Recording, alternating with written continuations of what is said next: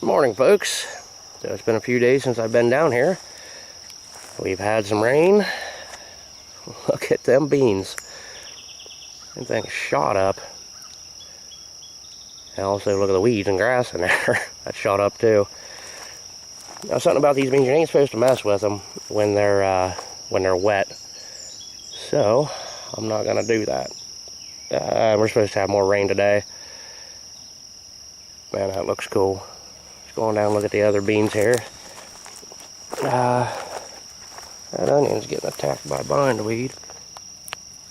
Get crap out of there. Bindweed. Terrible stuff. Can't ever get rid of it, seems like. Actually, the old timers say if you pull bindweed out, you spit on it. And the reason for that is, I guess when bindweed's growing in a field where cows are, cows eat it, and the cow spit makes them not want to come up there. So apparently they grow underground for a little ways and then come up somewhere else and try that out. I don't know if that's true or just like an old wives' tale. It's kind of neat if it is true. But let's see, right here's where the green beans are. They're looking pretty cool. A lot of stupid grass in there. More green beans right here. And more up here.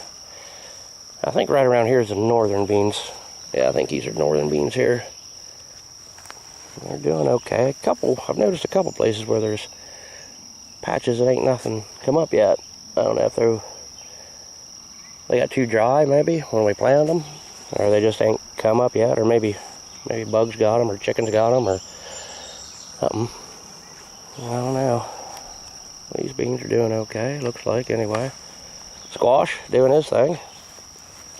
Little critter right there. There's bindweed right there. Coming up on this. Take that crap out of there. That squash. There's some too. So yeah, pretty cool looking. Actually really cool looking. I've got my work cut out for me, that's for sure. Well, we just had like this weird storm come through. It was so crazy hot. Oh. Can you hear the thunder? Yeah. That's pretty cool. Yeah, anyway, crazy hot. It was like 90 degrees and the sun just beating down, and me being a genius thought, I'll mow.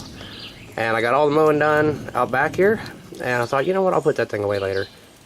And out of nowhere, this storm comes in and just beats the crap out of everything. And it only lasted for, I don't know, maybe 15 minutes or 20 minutes or something like that. No warning, no anything.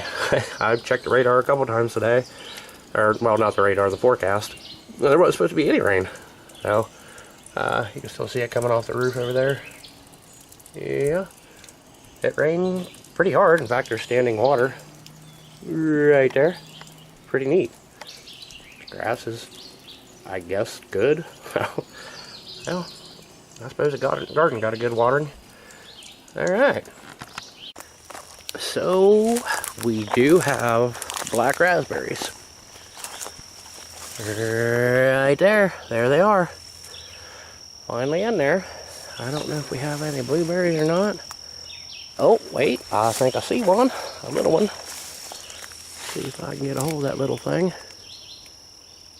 Little tiny one. Looks like it's been chewed on or beat up or something, but it's blue. Okay. Good. Holy crap, I just realized there's gobs of black raspberries up there. I picked a few yesterday, and holy crap, everything is full now. I'm really hoping the blueberries do better than what they're... Yeah, look at that. Something chewed on a berry and spit it out. Something's going on up here. Birds like berries too, I guess. Birds are something that's always been a problem with my blueberries. They like them just about as much as I do, if not a little bit more. I do have trouble getting blueberries. So, in the past we used to put that netting over all the blueberries. There used to be like, let's see, this would be 1, 2, 3, there's probably, I don't know, 8 or 10 blueberry bushes right through here. And we'd take that bird netting and put over everything. Well, seemed like every day we was coming up digging dead birds out of the net. they get in there, get their foot in a little hole, and then get tangled up, and they couldn't fly away, and then they die, and that's just not worth it to me. First off, I don't want to have to kill a whole bunch of birds like that, and second off, I don't want to piss with that. I mean, I just want berries. So it turned out to be more of a hassle pulling birds out of the net and killing birds than actually getting blueberries. So I don't really care. I'm more after the black raspberries now, and then of course when the blackberries come on. Actually, we can look at the blackberries now. There's some more raspberries, the black raspberries. There's a nice one right there. That's what the blackberries look like right now here. Yep, look like weird little brains. Pretty soon they'll be pretty delicious. It's a funny thing though, with the blackberries versus the black raspberries. Black raspberries look big and delicious, and they are. They're good to eat. But when the blackberries come on, they're like 3 times as big as that. So it's like, yay, big berries, you know. I really need to cut some trails up in here. Maybe tomorrow. I don't know. I do need to cut trails though. So I received my 10-meter ham radio last night. Got it hooked up today, and it does appear to be working. 10-meter band isn't really open right now. There's not a whole lot going on there. Every now and then I can hear stray conversations that are really well, they're just not coming in very clear because the band isn't open. This is a Striker, well, it says right there, Striker SR94 HPC. Whatever, dude. It's a 10-meter band amateur radio. Yeah, it is pretty cool. I think the high side is 40 watts on FM, and I think on AM the high side is 10 watts. And then they both get down to like 5 watts, I think, something like that. And it's sitting on my little screwdriver thing here because the speaker is actually on the bottom, and if it's laying all the way down, you can't really hear it when it does break the squelch. It comes with a mounting kit, and I don't know where I'm going to mount it yet. Had to make an antenna for it. I'll show you that in a second. Yeah, it's kind of cool. The mic is just a normal mic. It's got a channel up, channel down, and a key right there, or PPT button. Pretty amazing little thing. I did a little research on it. There's not really a whole lot on it, so I'll have to get into that once I can. But for now, it's just monitoring. I haven't programmed anything in it yet. Yeah, it's kind of neat. So when I got the radio, I had to figure out a way to power it, and I temporarily powered it off the solar in the RV just to see if it would work, and it did, of course. I had to find a power supply. I do have another power supply that I'm not going to be talking about right now because there's something wrong with it, and I don't know. I have this old antique piece of crap that's how they used to wire stuff. These are actually pretty easy to figure out if there's a problem, and I had a problem with this. It was only putting out like 4 volts, and it's supposed to be 13.8. So I cut into it, took it apart, blew the cobwebs out of it, and figured out that there was just connection problems. I tied the leads coming from the radio to this, or from this to the radio, I guess it would be, and it works fine. And I've measured it with the voltmeter, of course, and everything is fine. It's very constant, and works good. Actually, the radio's off. Let's hit fire in the hole. Give it a second. There it goes. Comes on, and right in there. And actually, this has a voltmeter on it. You can see it kind of blinking there. 13.6 and 13.7. Yeah, that's good enough. This runs from 12 to 20 volts, I believe. I think that's what the specs are on it. But, yeah, I mean, I have probably had this power supply for, man, I don't know, probably 15 years, and I've never used it. I've never plugged it in. It runs on AC with this filthy cord.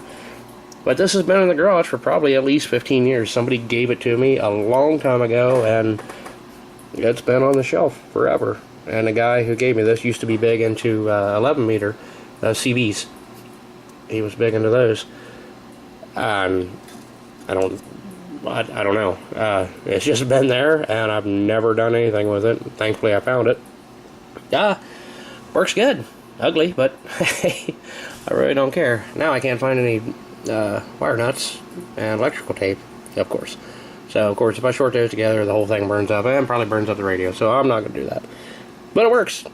So, yay, yay. I got some pretty cool Father's Day stuff from, well, some pretty cool people, actually. My daughter was taken shopping today by this girl that I'm kind of seeing, you know, one of the things. I don't know, maybe she's kind of a girlfriend or something. Anyway, I got this cool sign. It says Quiet Dad Relaxation Zone. It was a card, but it looks like one of those wet floor signs. That's pretty cool. Stuffed burger maker and patty press.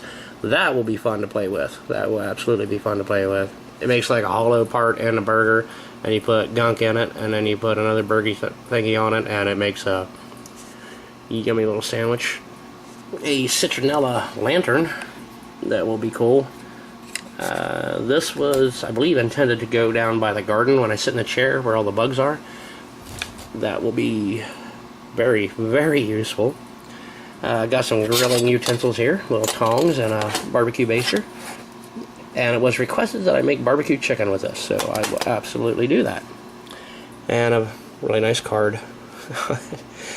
Yeah, Father's Day. I gotta say, this is probably the best haul I've ever had from a Father's Day thing. So that's pretty cool.